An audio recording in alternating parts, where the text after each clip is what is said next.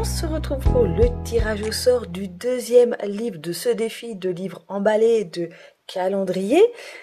Ça va être donc le livre pour le mois de septembre. Hop, ça va être le numéro 11. Oula, il est gros. Alors, qui se cache derrière le numéro 11? Oh, c'est pas grave. Oh oui, Dreamcatcher. J'avais envie et pas envie de tomber sur lui. Je pensais sincèrement que c'était le numéro 7, Dreamcatcher. Je dois avoir un truc un peu plus gros. Bon, bah, je voulais lire Christine avant, parce que, comme vous savez, je lis dans l'ordre de sortie, de parution des Stephen King, et bah, Dreamcatcher est un petit peu loin dans où j'en suis en fait dans les King que j'ai lus. Mais c'est pas grave. Bon, alors, le problème qu'on va avoir avec ce livre, c'est que j'ai beaucoup de souvenirs du film que j'avais adoré, donc j'espère que le livre va être à la hauteur. Je pense qu'il va être à la hauteur, mais ça me fait quand même un sacré pavé pour le mois de septembre, là. 800, ouais, 900 pages quasiment. 880, ouais, 890 pages. Sincèrement, je lis... Là, le mois d'août était pas mal, et j'ai lu 600 et quelques pages. Donc janvier, je crois que j'étais dans les 700, ce que j'ai vu tout à l'heure. Donc 800 pages, ça va être chaud, de chaud patate. Mais on va voir. On relève le défi, allez. On relève le défi.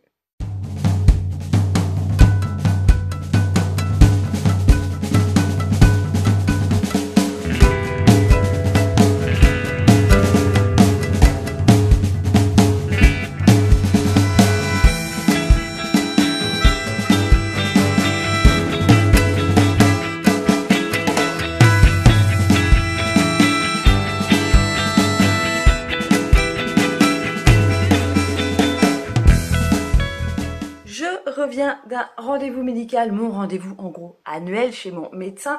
J'ai gardé mon médecin d'où j'habitais avant. Ouais, c'est ça, avant, voilà. Donc il est situé à l'autre bout de Quimper, dans une petite commune de l'autre côté de Quimper, ce qui me fait 40 minutes pour aller là-bas par rapport à là où j'habite actuellement. Et pourquoi j'ai gardé ce médecin? Parce qu'il y a 2 grosses boîtes à livres dans cette commune. Voilà, c'était l'une des raisons. Pas seulement la seule raison, c'est simplement que en Bretagne, en tout cas dans le Finistère, c'est extrêmement compliqué d'avoir un médecin traitant. Ce qui fait que voilà, sachant que je suis pas trop malade, je préfère l'avoir. En plus maintenant, elle fait de la visio, tout ça, donc voilà, il y a pas trop de soucis. Je préfère avoir ce médecin-là, même si je dois me taper 40 minutes, mais au moins j'ai un médecin. Bref, du coup, il y a une énorme boîte à livres qui est carrément 4 côtés d'un énorme bloc, mais large comme une boîte à livres normale. Donc il y a 2 boîtes à livres en fait, l'une contre l'autre. Et il y a des côtés aussi, 2 boîtes libres sur les côtés, mais c'est pas fermé sur les côtés, donc ça peut prendre de l'eau. Bref, c'est un peu en bord de route, donc je l'ai pas filmé, j'ai pas trop osé commencer à faire des plans là, à se dire qu'est-ce qu'elle fout celle-là. Qu'est-ce que j'ai trouvé dans cette première boîte à livres? Eh bien, un bouquin que je viens de mettre dans ma boîte à livres. Ça va pas vous avancer parce que je sais même plus c'était quoi. Qu'est-ce que c'était? Ah ouais, j'ai tout mis. Bah, je sais plus. Eh bien, j'ai pris celui-ci. Je sais pas du tout ce que ça vaut. Le cachot de haute faille de Marie-Bernadette Dupuis. On est avec Diane qui est journaliste en vacances en Écosse. Elle rencontre un jeune couple nouvellement marié avec qui elle va devenir amie. Et ce trio va être confronté à une série de crimes inexpliqués qui ensanglantent la région. Voilà. Donc, le cachot de haute faille enfoui dans les souterrains d'un château médiéval des Highstone. Ok, donc un espèce de policier thriller. Je sais pas du tout ce que ça vaut, hein. Franchement, je connais pas du tout. Dites-moi hein, si ça vous parle. Mais bon, la couverture m'a donné envie. C'est un bon point. Et j'ai trouvé ça... J'ai trouvé que ça en fait dans cette boîte à livres parce qu'après je sais plus ce que j'ai pris d'autre. Je sais plus, un autre bouquin qui était en très très bon état et il est parti direct dans ma boîte à livres. Quand je suis rentrée chez moi, j'ai fait mon tri, voilà. Il y a une deuxième boîte à livres dans cette commune, mais elle est située, en fait il y a un endroit où il y a quasiment trop. À 300 mètres près, il y a 500 mètres près, il y a 3 écoles. Et bah moi, rendez-vous, bah voilà, je suis sortie à 4h20, donc le temps d'y aller était presque 4h30. Donc il y avait tous les parents qui attendaient, avec toutes les voitures garées à côté, donc j'ai pas fait de plan non plus, je n'ai pas osé. Et c'est quand même la boîte à livres où je trouvais pas mal de Stephen King Et la dernière fois que je suis allée au mois de novembre, j'avais un problème pour les mains, j'avais été voir mon médecin. Et j'avais rien trouvé, et là ce coup-ci, j'ai encore fait chou blanc, il y avait vraiment que des vieux bouquins, vous voyez, les trucs années 80-70 là, les... les éditions France Loisirs, ouais, un peu dans ce style-là. Donc non, j'ai rien trouvé. Ensuite, quand je repars, il y a une commune qui est à un quart d'heure de chez moi, par où je passe. Là, je suis encore, celle où je trouve quasiment tout. Celle où je vous ai filmé un plan qui ressemble un peu, c'est pas une cabine téléphonique, mais ça peut la taille d'une cabine téléphonique.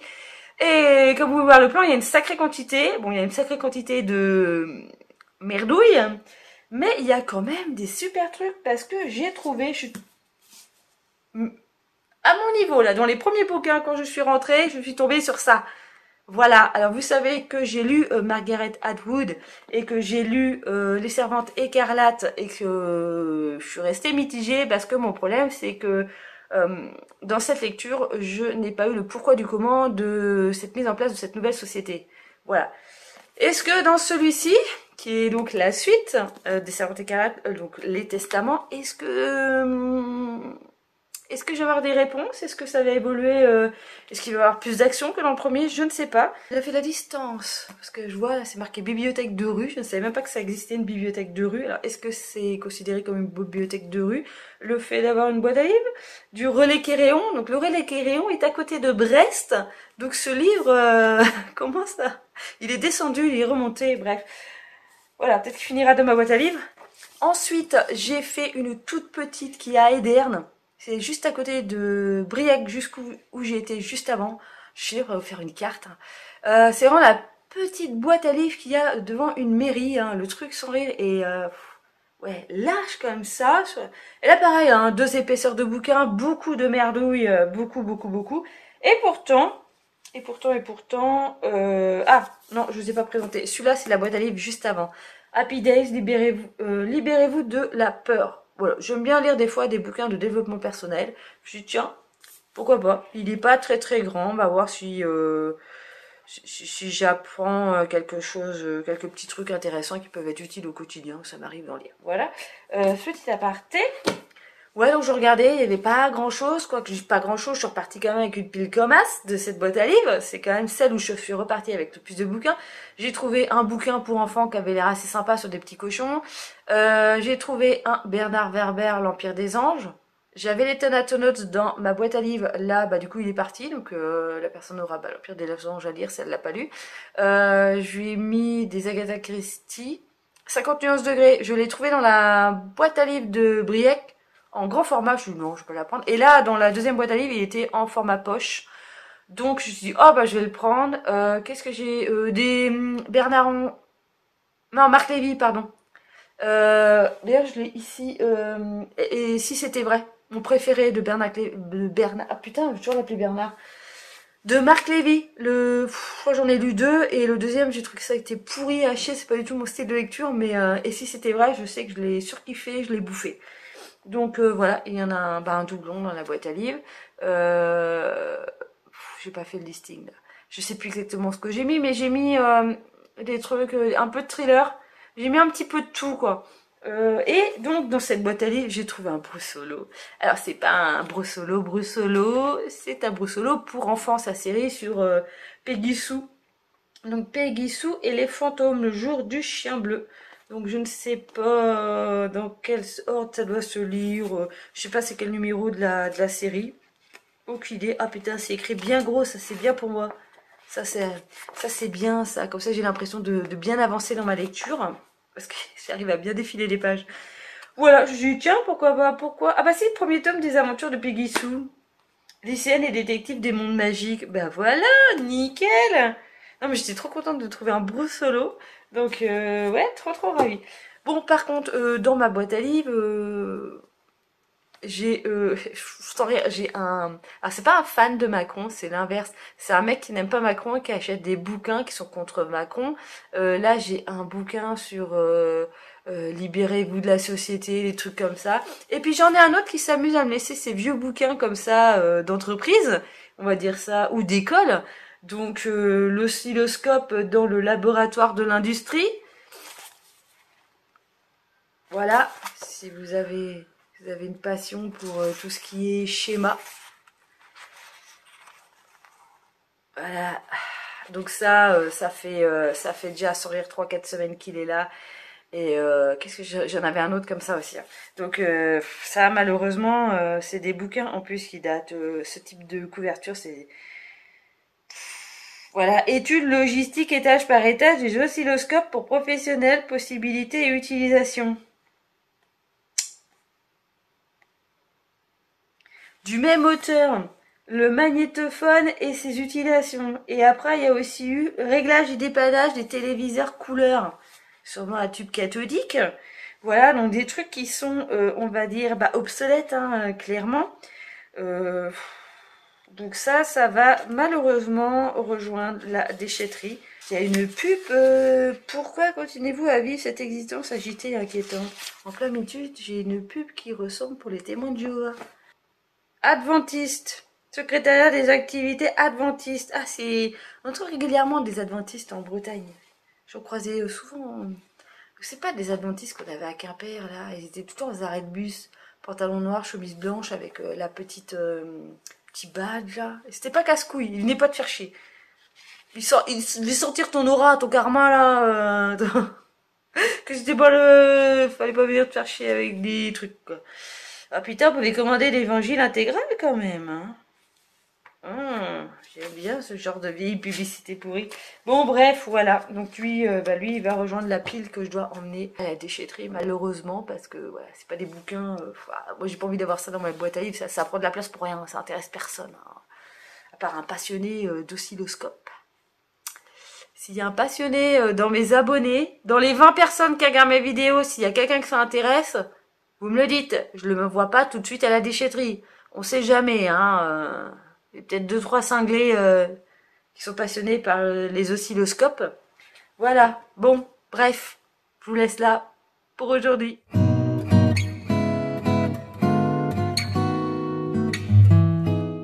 On se retrouve pour un petit achat sur Vinted. Vous connaissez un petit peu maintenant mon amour pour Monsieur Toussaint Louverture, l'éditeur. J'ai quelques livres là derrière dans ma palle. J'ai Kourou, je sais pas comment ça s'appelle.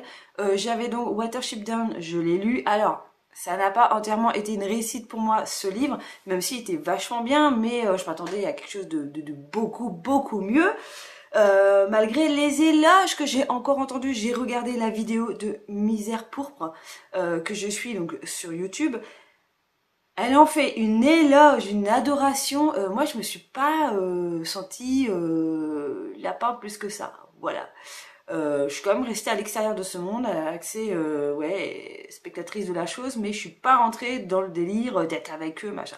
Voilà, je trouvais qu'il manquait quand même quelque chose, comme si, je vous en ai déjà longuement parlé durant mon dernier vlog, durant mon point lecture, donc on va pas revenir là-dessus.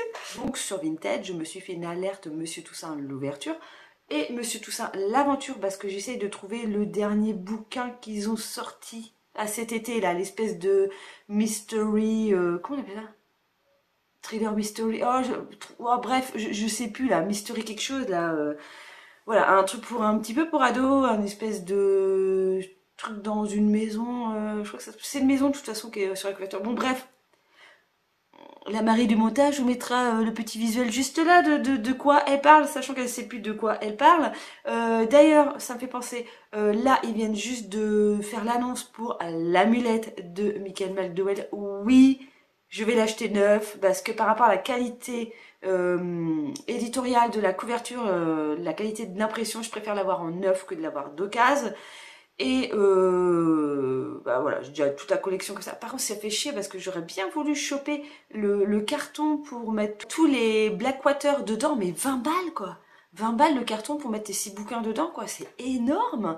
Ok, pareil, un magnifique jeu de l'éditeur, voilà, il y a vraiment l'impression, l'illustration, tout ça, il y a vraiment plein de détails. Mais 20 balles les mecs, quoi. Il aurait été à 10 balles, je l'aurais pris, mais ça reste un bout de carton, quoi, merde. Je pense que c'est bon, ils ont trouvé le bon filon, Monsieur Toussaint l'ouverture. Un petit peu comme tous les trucs avec la Black Romance, avec la Dark Romance, pardon. Que plus c'est beau, plus on a envie d'acheter et de collectionner. Donc là, ils vont sortir des petites cartes. Alors ça va pas être un jeu de tarot ou quelque chose comme ça. alors qu'ils auraient carrément dû sortir un jeu de tarot, donc faire une série d'une trentaine de cartes, je crois, de mémoire. Et donc si tu achètes un bouquin chez eux, bah c'est un peu comme l'année dernière quand il y avait eu le petit fascicule que je n'ai toujours pas lu avec une nouvelle de Michael McDowell. Et bien là on va avoir une carte en cadeau, une carte mystère, et on peut aussi acheter un booster d'une quinzaine de cartes. Donc je sais pas après si t'as des doublons et tout, bon bref. Franchement, celui qui fait la collection des 30 cartes, il va falloir qu'il dépense pas mal de thunes. Donc revenons à nos petits moutons et non nos petits lapins. Eh bien, comme je vous disais, donc j'ai repéré bien ce livre, voilà. Et c'est comme ça qu'on a décidé de tuer mon oncle. Donc c'est l'histoire charmante de deux enfants ordinaires qui conspirent pour commettre un meurtre extraordinaire. Leur oncle est donc hérité d'une très grosse fortune et ils vont essayer de le tuer. Hein. Voilà, tout simplement comme le titre. Alors, captivante, sombre et malicieuse, cette drôle d'histoire remettra en question vos certitudes. Voilà, j'ai bien aimé, je pense qu'il y a un petit peu d'humour, tout ça. Je l'avais trouvé sur Vinted à 8-10 balles, un truc comme ça. La nana répondait pas. Je lui ai fait une proposition de baisse de prix, ça fait au moins 2 ans qu'il est en vente. Donc je lui ai proposé, je crois, 2 € de moins, ce qui n'était pas excessif. Voilà, chien vu, et après elle a foutu son compte en vacances. Ok, voilà. Et sur un coup de bol, quelqu'un l'a ressorti. Quelqu'un l'a mis en vente, moins cher que la nana qui me répondait pas.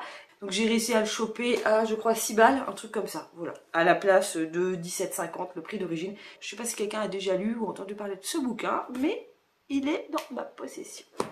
J'avais envie de faire un puzzle pour cet hiver, parce que là, voilà, plus de jardinage, machin, je vais avoir un petit peu plus de temps. J'avais repéré quelques puzzles qui coûtaient un peu la peau du cul, et vu que j'ai pas trop de moyens en ce moment, voilà, pareil, Vinted, et j'avais repéré la marque iElo, voilà, et ils en avaient des sympas. Alors j'ai vu qu'ils étaient spécialisés dans des puzzles mystères, c'est-à-dire que ce qu'on te montre sur la pochette du puzzle, en fait, ça va pas être le puzzle, il va se passer des choses dans le puzzle, et en fait, on va dire c'est un état suivant que de l'illustration d'origine. Voilà, dans l'illustration d'origine, je sais pas, il y a un truc par exemple qui va...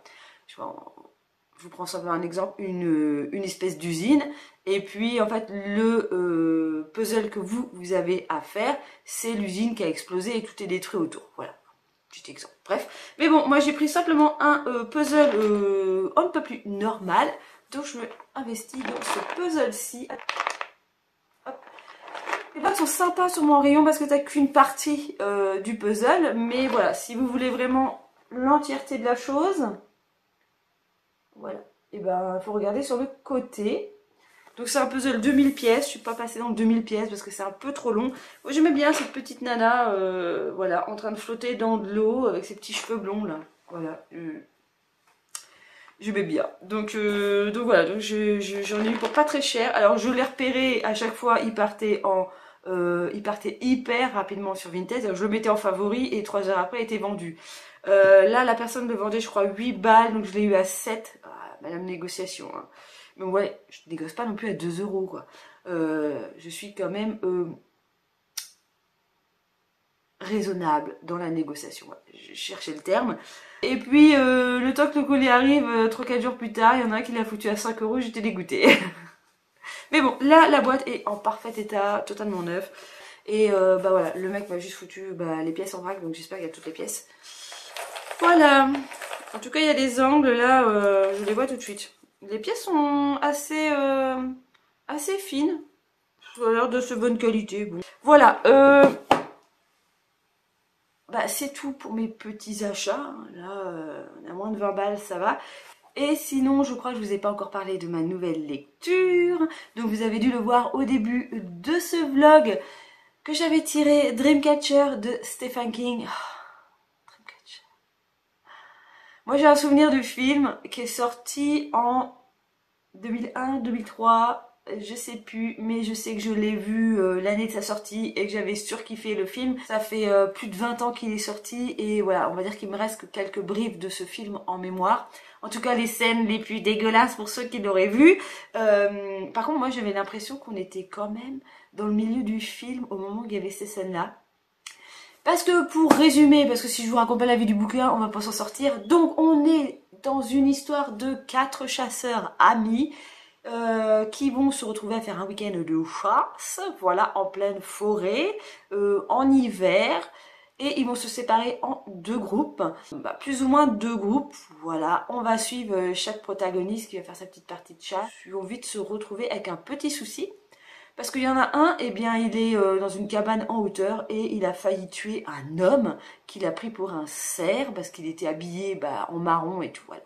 Hein, il n'était pas en orange comme tous les chasseurs. Eh bien, finalement, cet homme s'est perdu en forêt et donc il va l'aider. Il va le ramener à la cabane de Beaver, le propriétaire donc de la cabane en bois, du chalet en bois, voilà, espèce de garçonnière en gros, typiquement américain. Et donc voilà, il va aider cette personne qui a l'air mal en point, qui a l'air d'avoir bouffé quelque chose qui ne va pas très bien, parce qu'il a l'air d'avoir mal au bide, hein. Le mec est malade et donc il va le soigner, ou essayer de le soigner, et là ça va partir totalement en cacahuète. Voilà. Et bon, sans trop vous spoiler, je pense que tout le monde sait que c'est une histoire d'invasion extraterrestre, ce livre. Les pauvres petits chasseurs vont faire face à une invasion d'une bestiale pas très sympathique. Alors, comme je vous disais,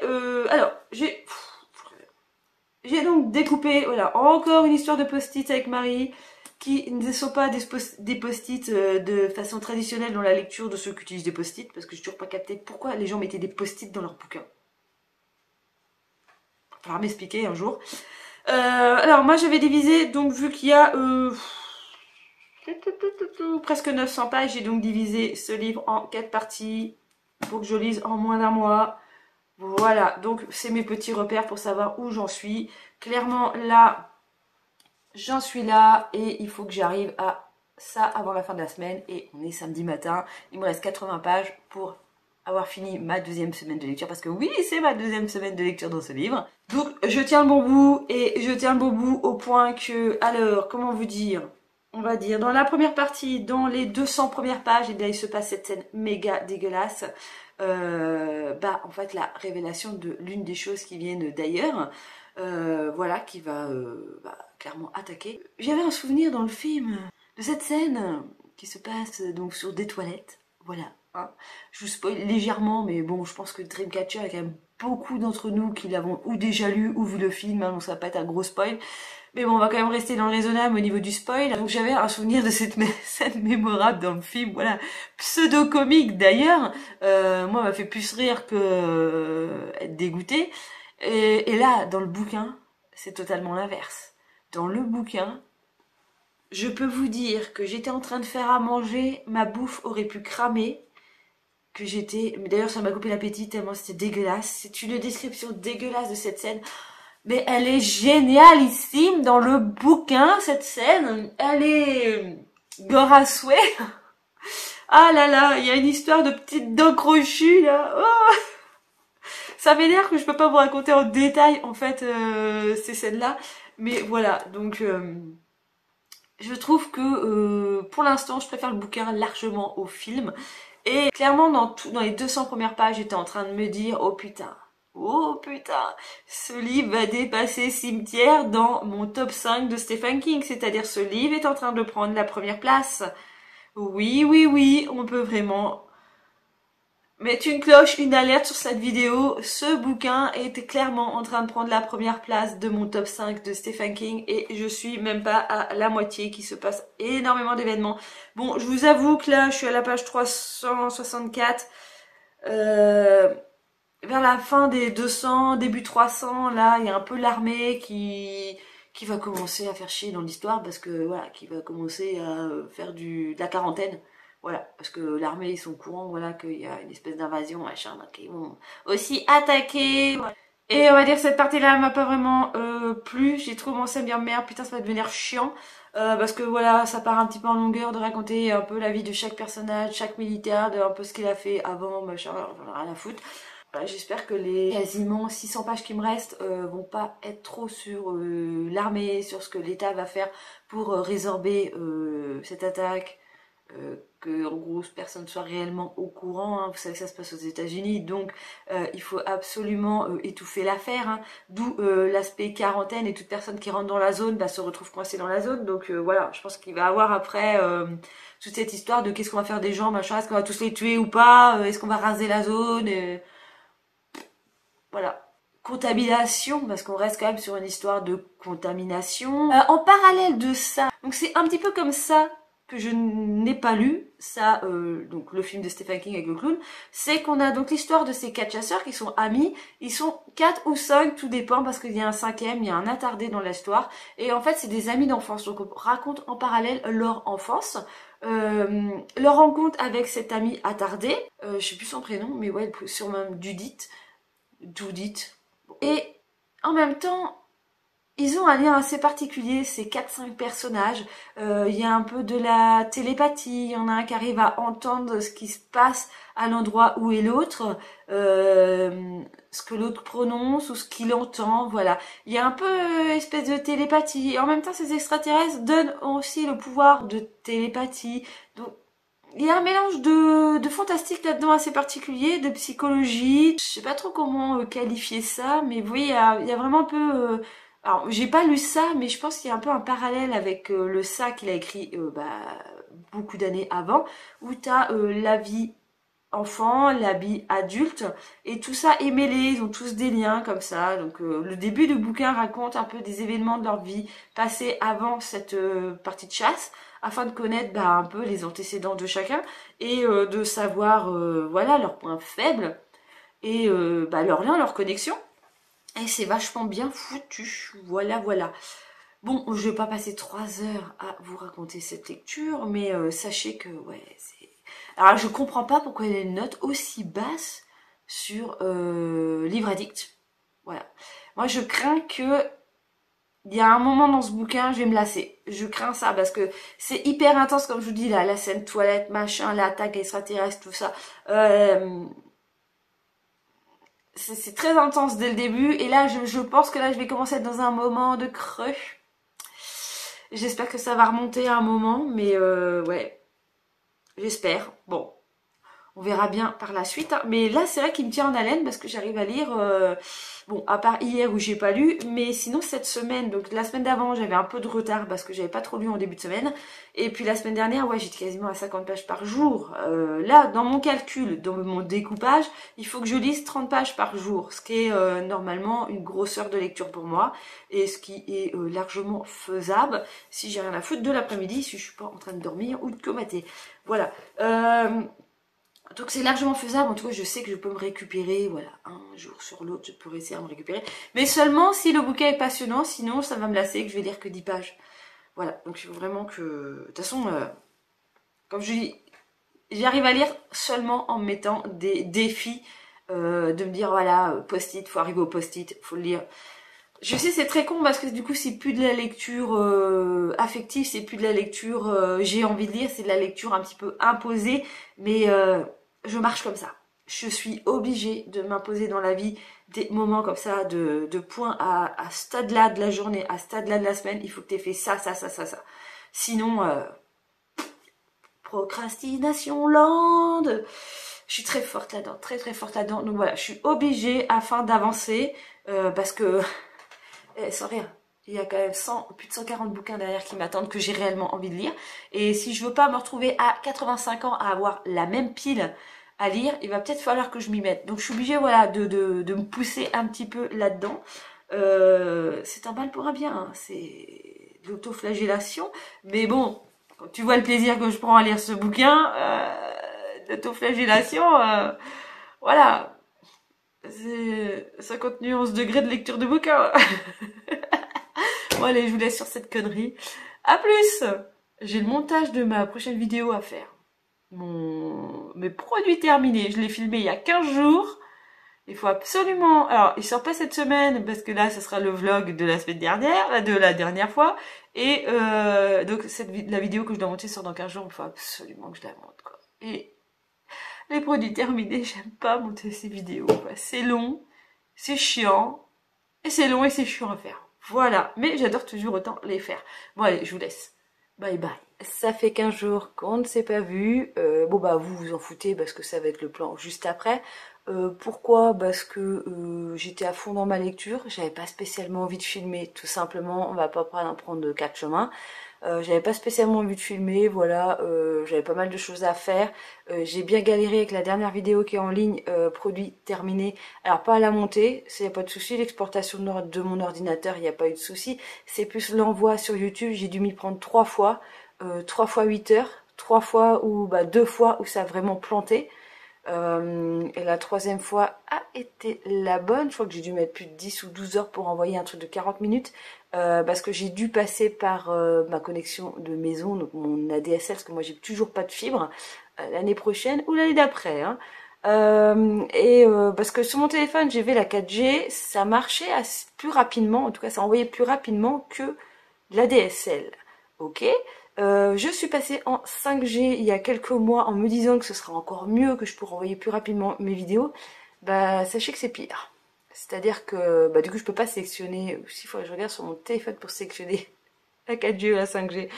Bref, mais en tout cas ça envoie vachement lentement. Alors pour recevoir il n'y a pas de souci, mais qu'est-ce que ça envoie vachement lentement les trucs sur YouTube.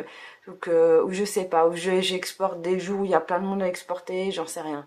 Je sais pas ce qui se passe, mais en tout cas je suis en grosse galère pour me mettre en ligne sur internet.